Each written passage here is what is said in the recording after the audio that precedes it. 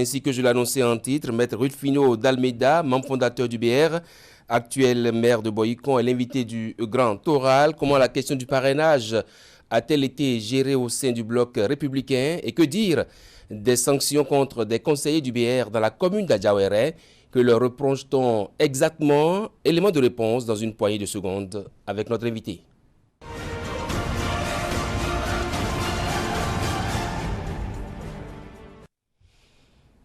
Bonsoir, Maître Rufino d'Almeida. Bonsoir. Bienvenue sur ce plateau. Merci à vous. Vous êtes ici en tant que membre fondateur du Bloc républicain. Tout porte à croire que le parti, les démocrates, n'aura pas de candidat à la prochaine élection présidentielle, faute d'avoir pu mobiliser les parrainages nécessaires. Pourtant, la mouvance avait promis faciliter l'obtention des parrainages. Qu'est-ce qui s'est passé, Maître d'Almeida? Non, mais la question, c'est d'abord de se poser la question de savoir si l'opposition voulait, une certaine opposition voulait vraiment aller à l'élection présidentielle. Parce que quand on suit un peu la déclaration de ces derniers jours, certains voulaient y aller, d'autres ne voulaient pas y aller. Ceux qui disent qu'ils voulaient y aller, on s'étonne que certains soient présentés sans colistier, alors que la loi prévoit un duo. Et d'autres se sont présentés, mais sans les parrainages. Vous voyez, donc il y a déjà une contradiction au niveau de certaines parties de l'opposition. Toujours est-il que lorsque nous sommes en démocratie, la démocratie c'est d'abord les lois, c'est d'abord le respect des textes. Mais on constate simplement que beaucoup de prétendants se sont présentés, ont présenté leur candidature ou bien en solo, ou bien sans les parrainages. C'est-à-dire qu'ils prennent délibérément le risque de se faire écarter de la course à l'élection présidentielle. Donc il faut se demander très clairement que si ces candidats, ces partis politiques voulaient réellement aller à l'élection présidentielle. Alors, dites-nous comment la question de parrainage a été gérée au sein du Bloc républicain. Mais c'est tout simple. Au sein du Bloc républicain, nous nous sommes réunis plusieurs fois, nous avons discuté. Il était question que nous nous assurions que notre candidat, qui est le président sortant, le président Patrice Talon, avait un nombre de parrainages suffisant pour se représenter. Une fois cette question réglée, nous avions toute liberté d'aller parrainer qui on voulait, dès lors que les gens s'inscrivaient dans la dynamique de la réforme du système partisan. Vous voyez, moi je m'étonne que certains partis crient Oubi et Torbi qu'ils n'ont pas eu le parrainage. Je suis maire d'une ville qui est centrale, Boycon. Mon numéro de téléphone, si vous allez sur Google, vous avez mon numéro de téléphone. Pas un seul candidat de l'opposition ne m'a appelé pour demander mon parrainage. J'étais prêt à donner. Mais si on ne me le demande pas, je ne vais quand même pas courir pour offrir ce sésame.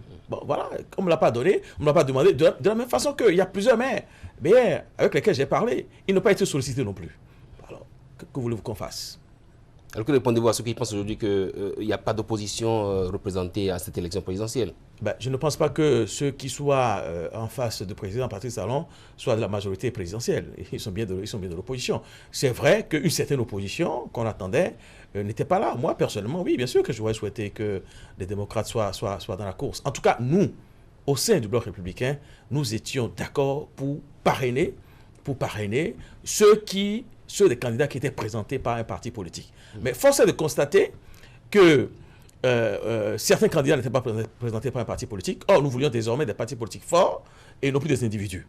Et ensuite, ces candidats n'ont pas fait la démarche minimale vers les parrains pour solliciter le parrainage.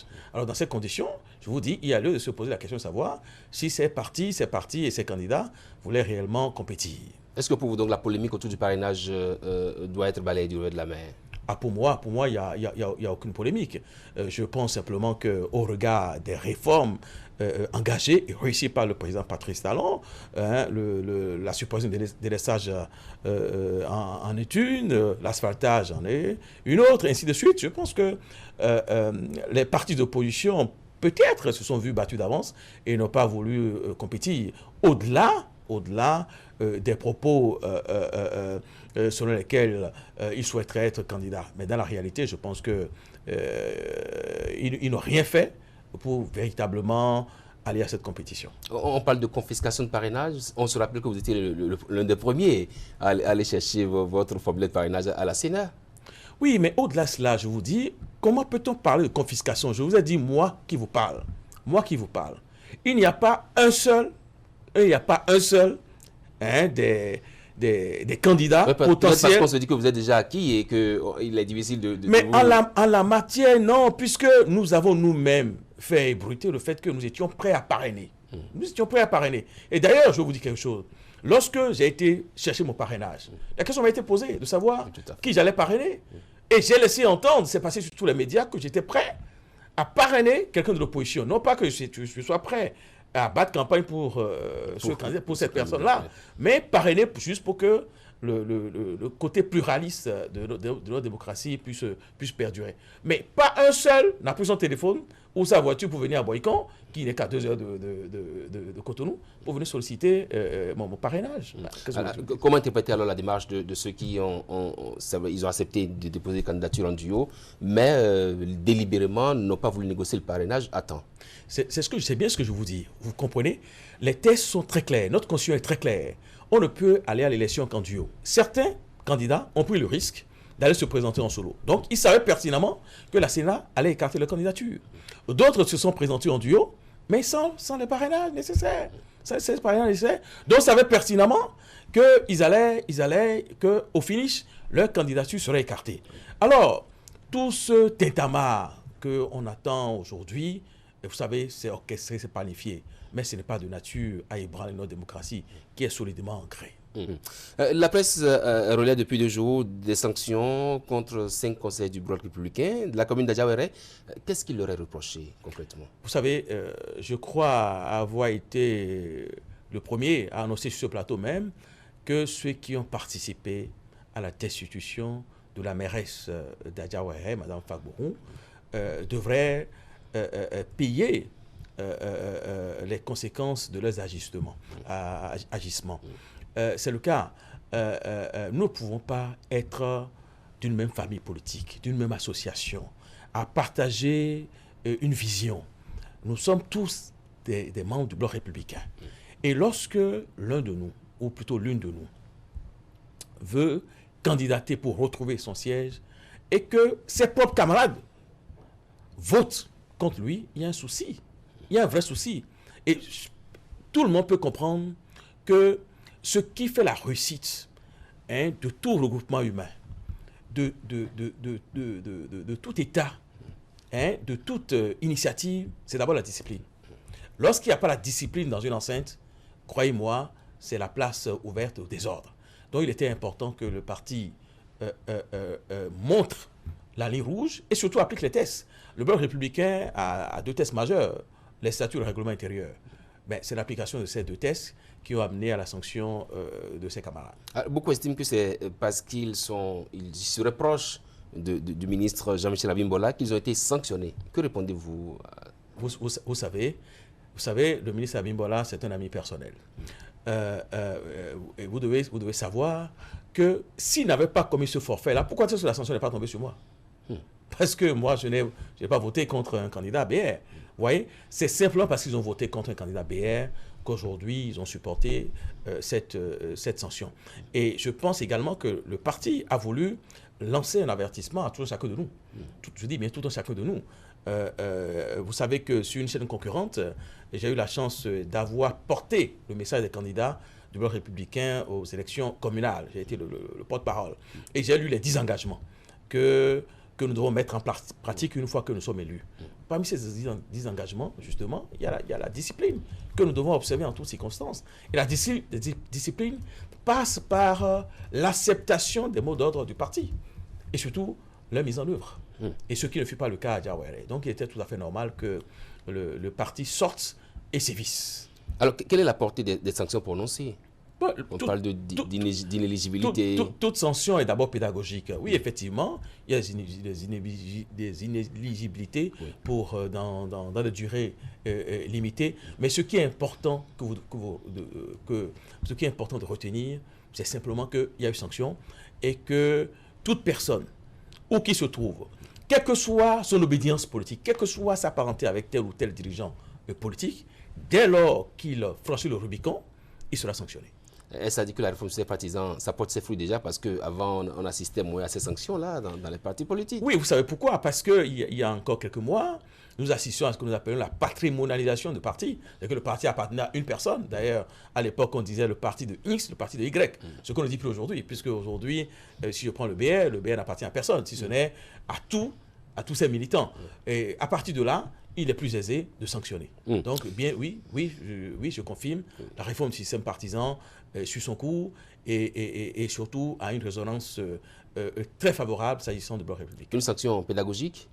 Forcément, puisque ça a été relayé par les médias et nous autres conseillers communaux, les conseillers locaux, les ministres BR, ceux qui occupent différentes fonctions au nom du parti BR savent désormais que les mots d'ordre du parti ne sont pas à négocier, c'est simplement à appliquer. C'est vrai, on vous connaissait directeur de cabinet, vous êtes devenu le maire de Boycon, la ville Carrefour. Les premiers mois de gestion. La grande ville Carrefour. La grande ville Carrefour, alors. Oui. Les premiers mois de gestion, comment ça se passe? Ça se passe très bien. Vous savez, Boycon est la seule ville du Bénin qui permet d'aller en pays Adja, donc au Togo, qui permet d'aller à Kové, donc au Nigeria, qui permet d'aller au nord, qui permet d'aller également vers Cotonou. Donc c'est la grande ville Carrefour du Bénin. Oui, s'agissant des premiers jours, oui, vous savez, c'est une nouvelle expérience pour moi. Je n'ai pas fait une école de maire, donc je découvre, après avoir été au niveau stratégique au ministère du Plan, maintenant je suis au niveau opérationnel. Et donc, je suis en train de faire mon petit bonhomme de chemin. Et je pense que ça se passe plutôt pas très mal. Les premières actions déjà posées, quelles sont-elles, ces actions-là? On voit sur le terrain, vous étiez, je crois, à lycée Zou, je sais pas. Oh non, je ne suis pas qu'à lycée Zou. Il n'y a pas un seul jour, je ne fais pas... Sur les parcs auto également, on vous voit? Oui. Vous savez, quand je suis venu, j'ai rapidement expertisé ma commune. J'ai compris que le premier défi que je dois relever, c'est la mobilisation de ressources. Car lorsqu'on n'a pas les moyens, on ne peut rien faire. Et c'est pour cela que vers la mi-novembre, j'ai dissous tous les comités de gestion, souvent composés de 11 personnes, sur les gares de Boycon, et j'ai envoyé en lieu et place une commission ad hoc composée de 3 personnes seulement. Et je peux vous dire qu'au bout de un mois et demi, que ce soit sur le parc à bus, sur le parc gros porteur, sur la gare Zou Nord, nous avons multiplié nos ressources par 2. Les rentrées, on les a multipliées par 2. Voire même, nous sommes à 200%, voire même à 250%. Voilà. Donc, la réforme est en train de prendre. Et ça, c'est un fait. Et de la même façon que la salubrité de Boycon m'importe beaucoup. Je peux vous dire que dans cette ville, vous n'avez pas moins de 300 décharges sauvages. Nous sommes attaqués avec les ONG qui interviennent dans le secteur de l'environnement. Nous sommes en train de les détruire. Et nous espérons, chaque jour, nous progressons. Vous savez très bien que j'ai instauré depuis 7 mois une opération dénommée Rovifo, donc les pas de prince, car les Boyconois sont des princes. Et je leur dis que quand on est prince, il faut le montrer au quotidien. Et donc, il faut maintenir son environnement propre. C'est pour cela que moi-même, tous les premiers samedis du mois, je descends avec les populations et nous balayons la rue. Et cela ne se passe pas seulement autour du maire, ça se passe simultanément dans les 10 arrondissements de la commune. Et la commune a commencé par montrer un nouveau visage de ce côté-là, même si je ne suis pas encore au niveau que j'aurais souhaité. Vous aurez également constaté que pour la première fois, peut-être dans l'histoire de Boycon, les gros porteurs, notamment impliqués dans la campagne cotonnière, qui étaient garés pêle-mêle sur la voie, cette année, après moult négociations, ont accepté désormais d'aller au parking gros porteur, ce qui est une grande victoire pour nous tous, pour les conducteurs, camionneurs eux-mêmes, pour les populations parce que c'est moins de risque d'accident, pour le maire que je suis parce que c'est moins de salubrité dans la ville. L'ambiance au sein du conseil communal, est-ce qu'elle est bonne enfant? Non, vous savez, nous sommes dans un milieu politique, tout enceinte, tout cénacle politique, c'est le jeu des intrigues, vous savez. Mais cependant, l'un mis dans l'autre, vous aurez constaté que, à l'exception, je suis à ma 5e ou 6e session, depuis que je suis là. Non, plus que ça d'ailleurs, plus que ça. Et vous aurez constaté, et on a pris déjà près de 50 résolutions. Vous allez constater qu'à l'exception d'une ou deux résolutions, toutes les résolutions ont été votées à l'unanimité des conseillers. Aujourd'hui, si vous devez présenter Boycon en termes de potentialité, qu'est-ce que Boycon a à vendre aujourd'hui? Non, Boycon, grosso modo, c'est 3 catégories, je dirais, de groupes socio-économiques. C'est d'abord les commerçants. Boycon a un des plus grands marchés, pour ne pas dire un des plus grands marchés du Bénin. hein, le marché Ganri et le marché Série, qui sont presque ensemble. Ah, il y a aussi Ganri là-bas, à Boycon. Bien sûr. Quand vous dites Ganri, j'ai Non, pensé, j'ai pensé à Cotonou. nous avons notre marché Ganri où les bonnes dames vendent les tissus en gros ou en détail. Et nous avons le marché Série, ou plutôt spécialisé dans les produits céréaliers. Donc c'est d'abord les commerçants de Boycon, notamment les vendeuses du marché, mais c'est ensuite nos hôteliers. Boycon est sûrement la deuxième place hôtelière du Bénin. Vous voyez, donc on a beaucoup d'hôtels, donc nos hôtels jouent un grand rôle important. Et puis ensuite, de par sa position géographique, la commune de Boycon, qui est la plus grande ville carrefour du Bénin, est une concentration des plus grands transporteurs du Bénin. Les plus grands transporteurs du Bénin ne sont pas ailleurs. Ceux qui ont 50, 100, 200 titans ne sont pas ailleurs. Ils sont tous à Boycon. Donc c'est une ville de transit.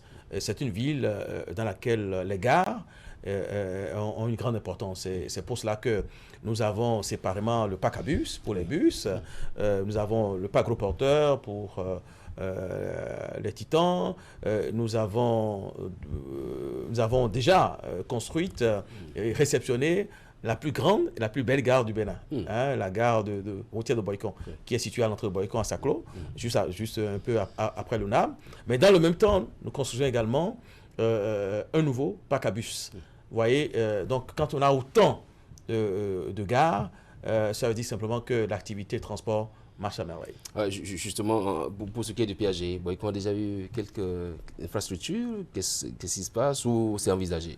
Non, pour ce qui est du PAG, oui, nous ne pouvons que remercier le chef de l'État pour avoir pensé à Boycon.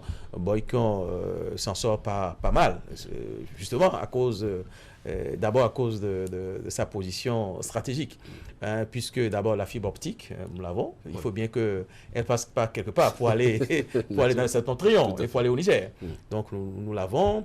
Nous pouvons également dire que nous avons eu à ce jour 14 km de route asphaltée, ce qui a totalement changé la physionomie de Boycon. Et nous avons encore 19 autres kilomètres qui nous attendent dans la phase 2. Nous avons également eu 324 linéaires de tuyauterie pour la desserte, le projet d'extension et de densification de réseau d'approvisionnement en eau potable. Vous voyez, ce qui n'est pas la moindre des choses. Sans oublier qu'avec MCA, la machine, pour ne pas dire le dispositif qui doit distribuer l'énergie électrique partout dans le Bénin, s'il est vrai que c'est situé à Calavi, parce que c'est quand même là, il n'y a plus de place à Cotonou, donc après Cotonou, c'est quand même Calavi qui en a bénéficié. Le dispatching secondaire est situé à Boycon, donc c'est en construction à Boycon. Vous voyez, donc je n'ai pas me plaindre. C'est vous dire que s'agissant du PAG, on a bénéficié de pas mal de choses. Bon, j'oublie au passage les cantines scolaires, j'oublie également au passage les infrastructures socio-communautaires. Hein. Le Boycon doit également recevoir très bientôt, même si le dossier semble pas bouger comme je l'aurais souhaité, l'hôpital de zone. Hein, de Zoboza, donc l'hôpital de zone de Boycon, Zobodomé et Zakpota. Ouais, et bien d'autres choses. Hein. Je pense que si je dois tous vous les citer, on sent bien que vous connaissez, vous maîtrisez bien votre région. Là. C'est quand même la moindre des choses pour quelqu'un qui a été directeur de cabinet du ministre d'État en charge du plan de développement, qui a eu la chance d'avoir participé au premier comité de rédaction de PAG. C'est la moindre des choses. Mesdames, votre mot de la fin. C'est vrai que j'ai pas envie de vous laisser partir, mais bon. Moi non plus. Surtout que je n'ai pas l'habitude de venir à Cotonou. Donc une fois que je viens à Cotonou, oui. Vous savez, mon mot de fin, c'est d'abord de m'adresser à mes compatriotes. Je sais que nous sommes un peuple intelligent, surtout un peuple de paix, et j'aimerais que chacun de nous cultive cette paix dans ses faits et gestes, dans cette période préélectorale et surtout bientôt dans la période électorale, afin que les opérations électorales se passent dans les meilleures conditions et que d'ici quelques mois, nous ayons un gouvernement légitimement élu qui puisse continuer l'œuvre engagée par le gouvernement actuel. Je voudrais également, en ces moments où on se pose beaucoup de questions sur le coronavirus, où on parle de nouvelles variantes, la variante sud-africaine, la variante brésilienne, peut-être même la nigérienne, nigériane, tout ça fait un peu peur. Variantes, ouais. Et je comprends parfaitement le relâchement qu'on observe auprès des populations parce que le coronavirus est venu en quelque sorte modifier notre mode de vie, nous imposer de nouvelles contraintes. Cependant, historiquement, il est prouvé que la deuxième vague de toute contamination virale est toujours plus mortelle que la première. C'est d'abord une bonne raison pour que nous reprenions les gestes barrières. Nous reprenions absolument les gestes barrières où que nous nous trouvions. Que jamais nous nous disions que ce virus n'existe pas ou que c'est destiné à des pays étrangers. Autre chose, les scientifiques sont en train de nous dire que les nouvelles variantes, je vous ai dit sud-africaine, nigériane, brésilienne, s'attaquent désormais, avec certains succès, hélas, à une couche de la société jusque-là épargnée, c'est les jeunes. Donc les jeunes désormais peuvent être contaminés surtout, mais peuvent en mourir. Et je ne souhaiterais pas cela pour mes compatriotes. C'est pour cela que je voudrais que les pères et mères incitent leurs enfants à observer les gestes barrières. Je voudrais que les pères et mères également observent les gestes barrières pour donner le bon exemple. Et sur ce sujet-là, on veut entendre le maire de Boycon parler à ses concitoyens de Boycon. Oui, absolument. Vous savez, à Boycon, j'ai pris à bras le corps la lutte contre le coronavirus, mais je peux vous dire que, comme dans leur environnement, ils ne connaissent personne qui soit décédé de coronavirus, il y a un relâchement total. Et je me poumonne avec la police à réactiver les contrôles afin que nous puissions, afin qu'il y ait un sursaut pour que nous reprenions l'observance des gestes barrières afin de préserver nos vies. C'est très important. Il n'y a pas de maire s'il n'y a pas de population. Pour qu'il y ait de population, il faut que les habitants qui constituent la population soient en bonne santé. C'est ce que je souhaite à chacun de nous en ce début d'année nouvelle. Merci à vous, Maître Rufino D'Almeida, maire de Boycon, membre du Bloc républicain. Merci d'être passé sur le Grand Oral. Ainsi prend fin cette émission. Au revoir et à lundi.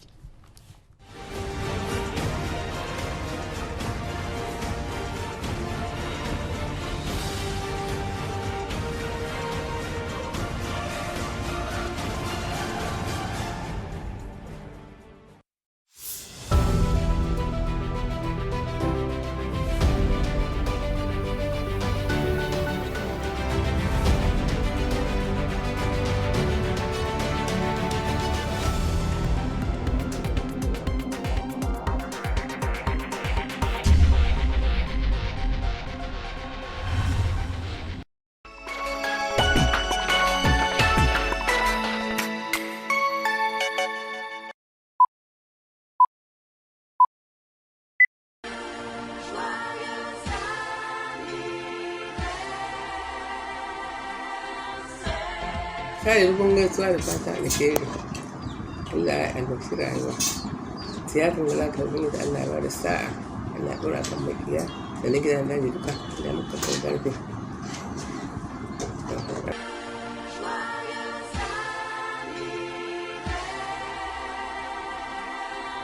Assalamu alaikum wa rahmatullahi wa barakatuh. Alhaji Nawuni, kuna lafiya? Ya gida, ya jama'a? Muna maka fatan alheri. Allah taimake ka. Allah taimake ka da taimakonska. Allah rufa mana asiri. Allah ba da yawancin rai mai amfani. Allah kare mu, ya kare mana zuwa. Allah kare ka, ya kare maka jama'anka duka. Allah sa a raka da yara. Allah rufa mana asiri, Allah rufa mana asiri. Allah taimake mu da taimakonsa. Allah sa ƙarshen ya fi farko. Ya Ubangiji, Allah sa ƙarshe ya fi farko. Ya Allah ka raya mana su akan sunna. Allah sa su daɗin musulmi.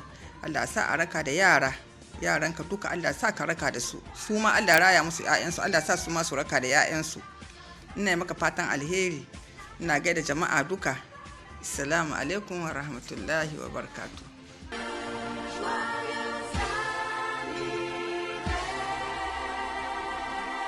Assalamu alaikum. Alhaji barka da daɗin kai. Allah ya ƙara yawancin rai mai albarka. Allah ya baka yawancin rai. Allah ya kare ka. bisa kan makiya na gida na waje. Mugun idanu Allah ya kare ka, Allah ya ɗaukaka ka, Allah ya sa ka ci amfanin 'ya'yanka don daraja annabi da Kur'ani. Kan da iyayenka suka ci amfanin ka, kai ma Allah ya sa ka ci amfanin 'ya'yanka. Allah ya ƙara dogon rai, Allah ya sa ka raka da su.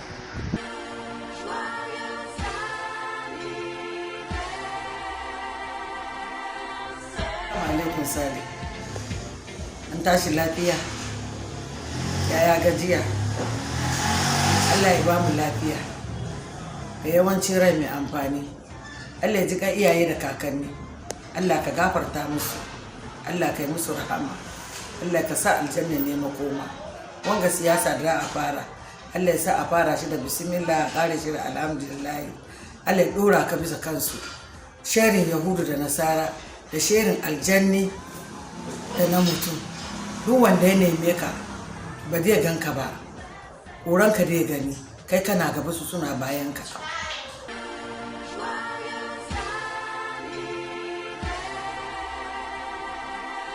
Allah barkatu.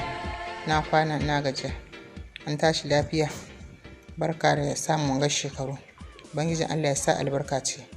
Allah ya sa shekarun da aka yi wuce, Allah ya sa a dace. Allah ya tabbatar da alheri. Allah ya sa a ci amfanin 'ya'ya da albarka. Allah ya shige mana gaba. Allah ya dora muka mutane. Allah ya dora muka mahasala na gida da na daji. Wannan muka sani wannan musulmi. Ubangijin Allah ya dora musu kansu. Allah ya kara mana arzikin lafiya da yawancin rai mai albarka. Assalamu alaikum.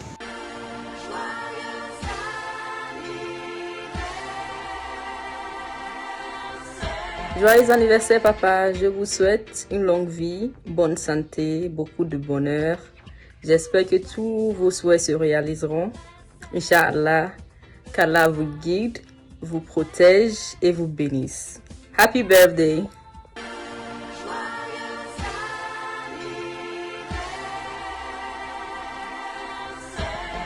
Joyeux anniversaire papa, merci pour tout ce que tu as fait dans nos vies. Tu es vraiment une inspiration pour nous au jour le jour.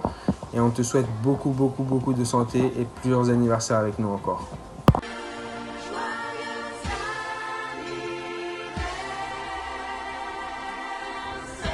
Joyeux anniversaire papa, je te souhaite beaucoup de bonheur, la santé, beaucoup d'anniversaires à venir et que Dieu exauce toutes tes prières.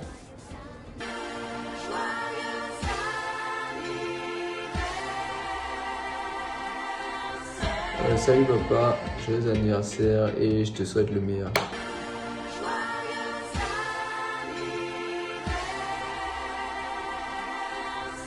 Bon anniversaire papa, je te souhaite une santé de fer. Je te souhaite beaucoup de réussite, même si tu as déjà très bien réussi ta vie. Et j'espère que Dieu nous permettra de vivre encore plein de beaux anniversaires avec toi. Je te fais de gros bisous.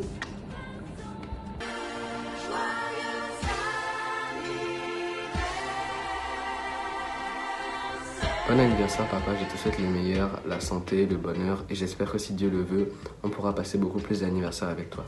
Bon anniversaire.